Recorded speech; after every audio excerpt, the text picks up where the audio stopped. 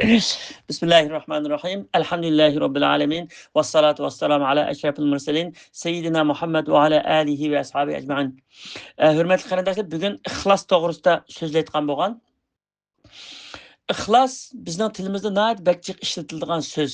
Qur'on Karimda shunday jiq ishlatilgan. Bizning islomiy atalg'ularda bakjiq keldi bu ixlos degan so'z. Ixlos degan nima desa, ixlos har qanday bir ishni yoki har qanday bir amal ibodatni Alloh taolo uchunla qilish, uning roziligiga erishishdan boshqa maqsadni o'ylamaslik deydi. Masalan, biz namoz o'qisak, namozni faqatla Alloh roziligi uchun, ro'za tutsakmi, faqatla Alloh taoloniki roziligi uchun qilganga o'xshash masalan. Ixlos amal ibodatlarning qabul bo'lishi uchun birdan bir shart. Çünki əməl ibadəti şunda yaxşı qılğan bolsunmu, onu da Allah'ın razılığı közlənməyən bolsa, başqa bir məqsəd közlənməyən bolsa, yoki balalar ata-anasını qoqab qılğan bolsa, yoki kişilər cemaat məni nəfrətlənib qalmasın, cemaat mənə öçülüb qalmasın, qıb qoyandı deyə qılğan bolsa, məsələn, o faqat faydası yox degan gəpimdir. Faqat Allah razılıq üçün, Allah razı olsun, başqa heç qanday mənfəət közləməyəm deyə qilish deydim. Şunda qılğanda əməl ibadət qəbul oldu deydi. Kur'an-ı Kerim'de kul inni umirtu en abudullaha muhlasallahu din deydi. Peygamberimiz deydi Allah Teala aytqin ki hakikaten ben dinni Allah'a xas qilib ibadet qilishga buyuruldum. Yani dinni Allah'a xas qilib şu ibadetni Allah üçün qilishga buyuruldum. Digin deydi. Peygamber sallallahu aleyhi ve sellem üzümü degan ameller fakat niyetlerge bağlılık deydi. Her qanday adam üzü niyet qilgan narsaga erishidi. Allah ve onun peygamberi üçün hicret kılgan kişinin hicreti Allah ve onun peygamberi üçün bulup kabul buldu. Mesela bir yan yurttan ayrılıp hicret kıldı değil hem de. Hicret kılıştaki maksat hem de bu katlıkçılıktan bir rahat bir devletke çıkay. Rahat bir terakki kılgan bir pulcuk bir devletke çıkay. Aşağı devletke yaşay diyen maksatı çıkan olsa o hicret olmaydı hem de o. O yurtumuzda Xitay dinimizni fakat yaşatkıl koymadı, namaz okul koymadı, balalarımızı okutkul koymadı, kızlarımız yağlık atkıl koymadı. Boşunda olğan ki ama dinimni saqlash uchun bir dinni saqlag'il bo'lgan, yaxshi bir davlatga chiqay deb Allah roziligi uchun yani dini maqsad bilan chiqqan bo'lsa, bu odamninki hijrati Allah uchun bo'lgan bo'ldi deydi hamda. Endi kimki mal dunyoga erishishni yoki biror ayolga o'yinishni ko'zlab hijrat qilgan bo'lsa, uning hijrati shuning uchundir deydi. Shuning maqsadiga yetadi hamda. Masalan, bu hadis amel ibadetlerinin kabul buluşu yoki rad qilinish prinsipini belgilagan nihoyat bak muhim hadis. Her qanday hadis toplumunun birinci hadisi bulab qo'yildi bu mushu hadis. Hadisning eng beshti keldi. Dinning tüp asaslık prinsipi bu. Amel ibadetini kabul buluşu Allah üçün buluşu gerek. Allah üçün bo'lmagan yoki yerimi Allah üçün bo'lsin, yerimi mening abroyim üçün bo'lsin, yerimi pul tepish üçün bo'lsin desa qabul bo'lmaydi degan gap. Butunlay Allah üçün bo'lsam, an qabul bo'ldi deydi. Shunga İmam Ahmad ibn Hanbal deganki, mushu hadis islomning uchning birini tashkil qildi deydi. Cho'ng bir prinsip endi bu. Endi ixlos qalb qatidan kelgan samimiy sevgi bilan ko'rsatilgan sadoqat. Haqiqiy sevgi, muhabbat bilan qalbimizdan, chin qalbimizdan kelgan bir sadoqat, Allohga bo'lgan sadoqat. Ixlosning aksi riyo. Riyoni bilamiz-ku endi. Riyo degan qilingan ibodat va har qanday yoqiy ishlarda riyo degan Allah roziligini ko'zlamay, manfaat ko'zlash. Biror manfaatni ko'zlash, yo yuz obro'y ko'zlash, yoki pul ko'zlash, yoki nimalar bo'lmasa, bir g'araz bilan qilingan narsa riyo deymiz endi. Shu riyoxo'r, riyokor degan gaplar bor bizning Uyg'urchada. Şu qilingan amal, ibodat ve her qanday yaxshi bir ishlarda hech qanday bir manfaat yoki foydani ko'zlamasdan faqat Allohning roziligini maqsad qilish ixlosning asosini tashkil qildi deydi. Ixlosning asosini tashkil qildi. Haqiqiy ixlos uchun İbrahim alayhisolamning buni qissasi eng yaxshi ulgu deydi.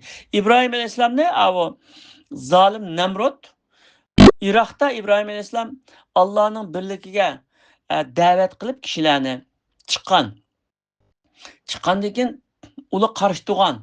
Qarshi bu İbrahim'den qutulmasak bo'lmaydigan deb İbrahim alayhisolamni shu bir o'tni yondirib ular shu o'tninki ustiga manchanak degan narsani bunda otdi, o otdi.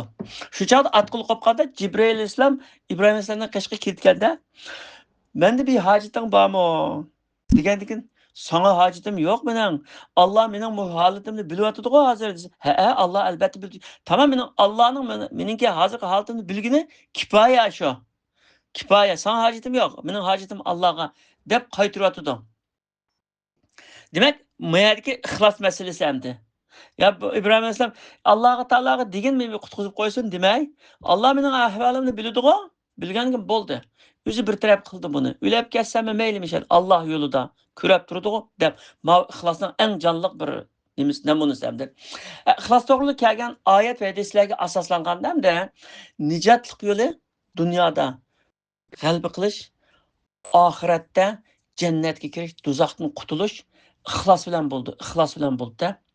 Adam balasının iki dünyalık saadeti ve maddi məneviyetiga kepillik kılalaydigan ihlasdan başka ikinci bir hislat yok deydi. İhlas bizim işimizde kepillik kılalaydı. İhlas bilen bir işini kıldık mı Allah için? Çokum Allah'ın dergahıydı bunun derecesini kürmemeli işinimiz. Eğer bir işini Allah için mi bolsun hem de küçükün abroyumu tapay bunun, küçükün pulmu tapay da koygan basak onun çokum Allah'ın mükafatını alamayan diyememiz de o da.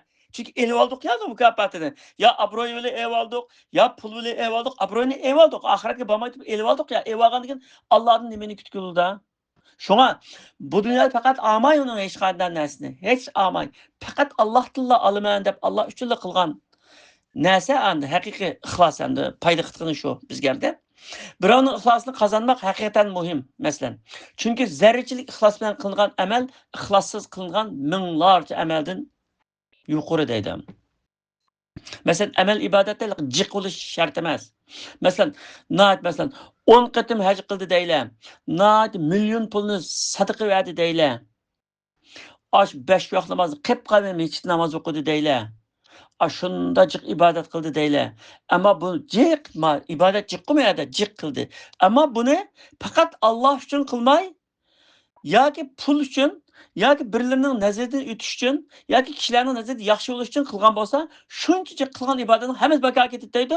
Ammo zarrachilik kichik bir ish bo'lsa, Alloh roziligi uchun yo'lda ketib berib, birdan kirpish yoki yo'lda binasi bo'lsa, men yo'ldan o'tgandan putlashib ketmasin ma'nodan. Mana menga evatay deb bir kichikini insonlar ziyon o'tgan narsani yo'lning buydan engi evatgan bo'lsa, yoki bir axlatni yoki binasini tashlab qo'ygan bo'lsa, yo'lga ma muhitning tozligini shaharning tozligini saqlayman. Mana men evatay deb evatgan bo'lsa, u odamning nurg'un qilgan ibodatini men afzal bo'ldi. Nimishqa desa, meni bikim uchun qilib bermadi-da, faqat Alloh uchun qildi. Alloh ko'rib turdi-ku mening qilganimni meni. Alloh ko'rib turdi. Alloh uchun qildim. Buni bikim meni qiling demedi. deb qildi mesela. Ahirda küçükne bir iş an minglarca ibodatdan afzal demoqchi hamdi.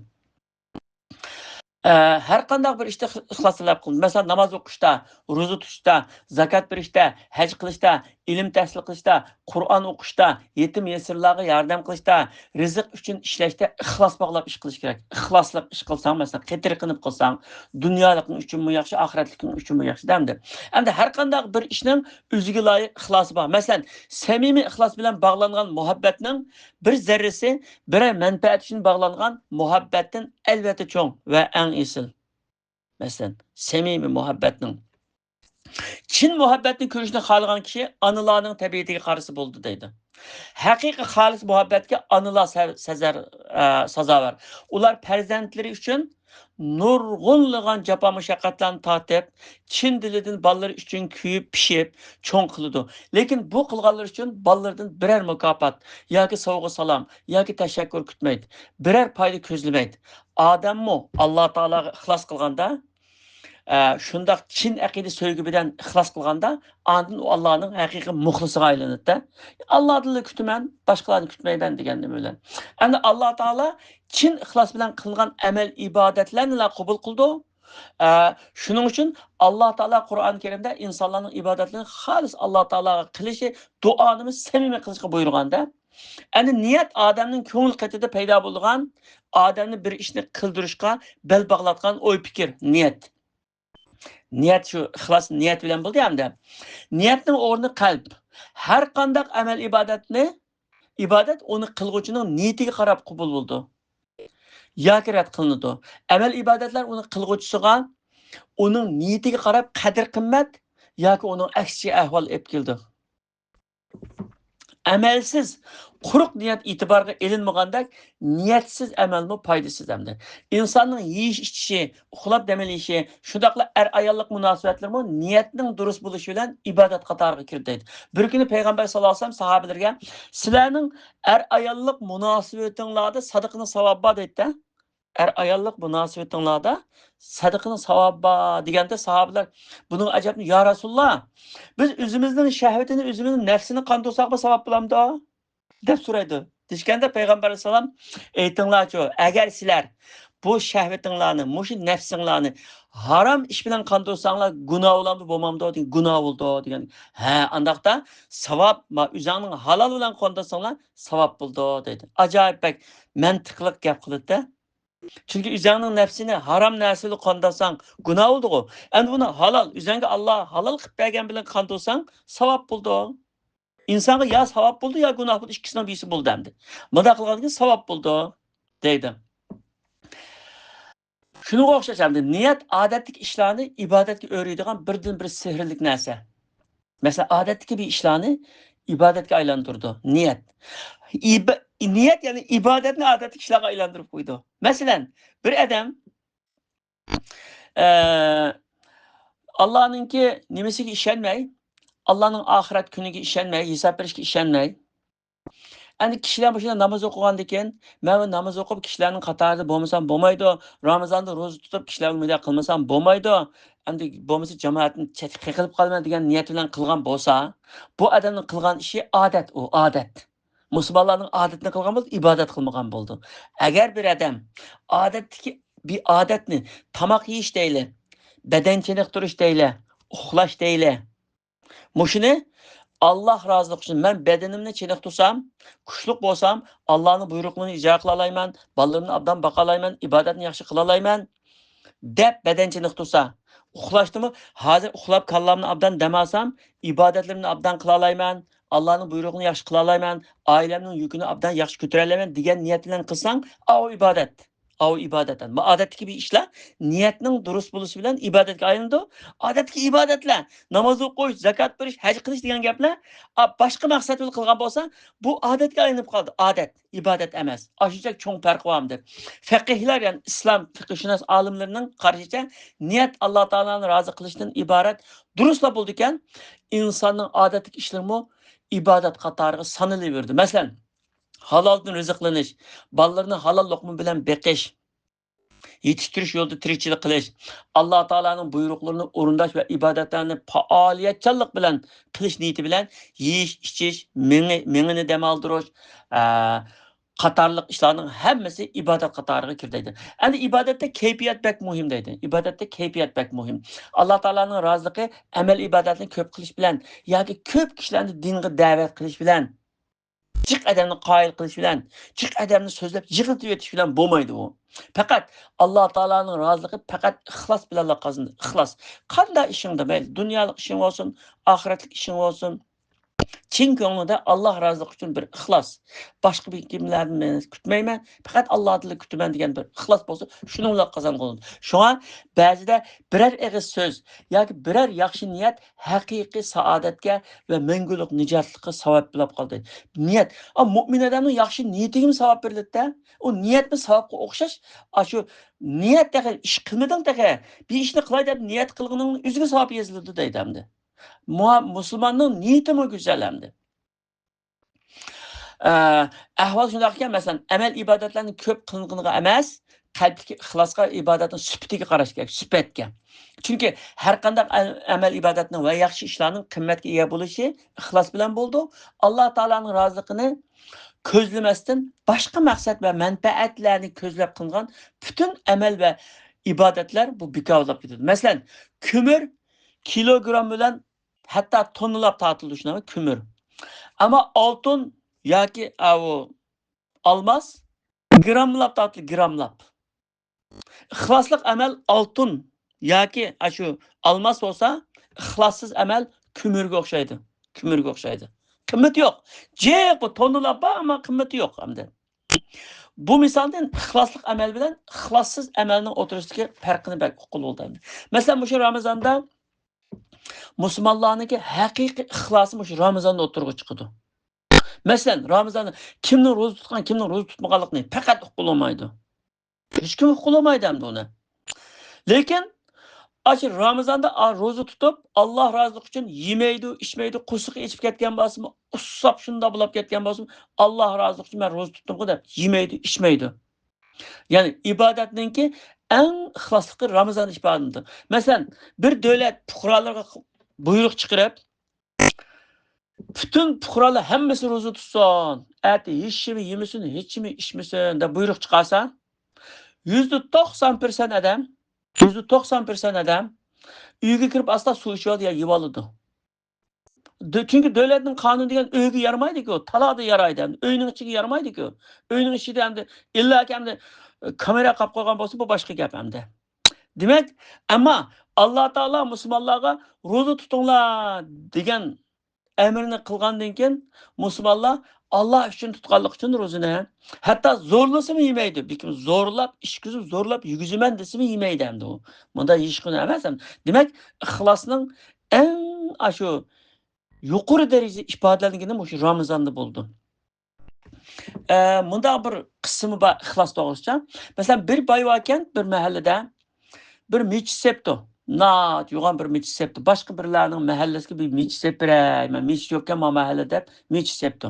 Selib dastlab e'lon qilib o'tdi. Mushu mechitning sıfırdan noldan tortib bitib bo'lguncha hamma chiqim mening chiqimim mendan bo'ldi. Hech qanday odam bir mehmon qoqmasin. Bir tal to'pi kesakmi ekanmisan, hammasini men qilaman, men qana ustimga olaman deb e'lon qilib o'tibdi. Shuningla bu boy butun chiqimini o'zi qilibdi. Shunchalik pulni xaylab, odamlarni akib ish qilib, materiallarni o'zi olib mechitni bitkizibdi. Bitkizib bo'lgandan keyin uning ustiga hamda paloni boyning mechiti deb yozib qolibdi. Endi yani bu cemaatler ola bula deb anda deydi. Siz sağgan degan sizning ismingiz yodikor bo'lib qolsin, ismingizni yozib qo'y deganga ma'qul deb paloni boyning mechiti deb yozib qolibdi. Yozib qolib mechit tutgandan keyin bir qancha kundan keyin uxlab qolsa, tushida ikki odam kelib, ikki odam mechitning tepasiga ismni o'chirib etibdi. Unda qarasa yo'q ism. O'g'inib bunday qarasa, o'g'ansa bu tush ekan bu. Adamlarni avatibdi. Hay aparadi mahallaga berib biz sağam mechitning nimasiga qarab baqinglar, mening ismim bormi yo'qmi degan berib qarasa bor ekan. Ya ismlar bor ekan, ashuna turibdi degan. Ha, bunda jo'ylab xato tushib kirib qolgan o'xshami debdi. Shuni yana bir kechasi yana tushib kiryapti. Qarasa ikki odam yana o'chirib shuni. Abi oqaqidan tushib ko'giltirdim men. Ma mechitda bir ish bor. İsmimni o'chirib mening ismim yarashmadimi o ya mechitga. Bir qarab baqinglar degan qarab baqsa, ha ismlari shunda turdi degan. Ha bo'libdi deydi. 3-chi kuni yana tushida ikki odam aniq ismini o'chirib etib, o mechitning ustiga Ummul Xayr degan bir ayolning ismini yozib qo'ygan. Masjidi Ummul Xayr deb yozib qo'yganini ko'ribdi. Ko'rib, o endi bo'lmadi deb o'zi beribdi. O'zi berib qarasa mechit amaliyotda anda yozilgan emas. Anda yozilgan emas. Shu o'zining ismi turug'liq. Uningga bunda o'ylab, andin bir kimga birdan olimning qishqi beribdi-da, oqaqin menda 3 qatim menda tushkudim. Degandan shu ayolni Ummul Xayr degan kimkan bir jamoatni so'rab boqayli degandan jamoat to'plashgan vaqtda Ummul Xayr degan kim degan. Shu bir ayol bor, kambag'al bir ayol bor, shuni Ummul Xayr debdi degandan chaqirib kelinglar degandan chaqirib kelsa, siz bu mechitga nima ish qildingiz? Siz mechitga hech kim yordam qilmasin, hech kim pul chiqarmasin, men o'zimgina qilaman deb men o'zim qilgandim-ku degandan u ayol, men ishimni qilmadim, zaten qiling desangizmi qilamanmi? Kambag'al men o'zimni aram beqib o'tirib mechitga pul bergidek ishim yo'q men. Qilmadim men ishimni degandan biz qanday bo'ldi? O'ylab baqing, siz bir ish qilibsiz, sizning ismingiz yozildi. Shu 3 kun mening ismim o'chirilib, ismingiz yozildi. Buningda bir cho'qim ish bor degan. Ayol o'ylab, yo men meshga kelib ish qilib bermagan tursam, yo meshga bir qatim bir tomoq yeganmidim, yoki meshga men bir tiyin pul bermadim, qanday bunday o'tgandi deb obdan o'ylab baqing, beshingiz o'tgandan keyin, ha, bir kuni mushu eshak, mushu mechitni sag'ili kirpishlarni to'shitgan nurg'un eshaklarni ish qilib, kirpishini yutkizib akib qitgan. Eshakni qatab bog'lab qopti ekan. Oldig'imda nimada o'qirda suv quyib turibdi. Hammasi suv ichib olsa, birdan eshakninki bo'yniga og'amchi qisqulab qolibdi ekan, suv icholmay bunda inglisholmay qolibdi ekan. Bunda qarasam suv icholmay qolibdi ekan, shu bo'ynidagi og'amchini uzatib qo'ydim. Shuni suv ichgandi. Degandikin, ha, demak, sizning mushu ixlosingiz mening necha million xaylgan pulimni besib ketibdi deydigan. Chunki odam necha million pul xaylagan bilan bu o'zining ismini yozish uchun masjidga bir nom yodim qilib qolsin, mening ismim bir qilib qolsin bu dunyoda deb qildi endi ani. Ammo ayol uningga suv berishda hech kim ko'madi, bekin bir ayolni bir eshakka suv berdi desin, demak aqligimi kelmaydi u. Aqligimi kelmaydi, bekin qarab turgan odammi yo'q u odamda. Faqat Alloh uchun Allohning bir bandasi ekanmi u. Usab qopti ma bechora. Bir suv urib qo'ydib, sug'urib qopti. Shuning bilan u ayolninki qilgan ishi qabul bo'libdi. Shunga o'xshash ham bu ixlos degancha hamda.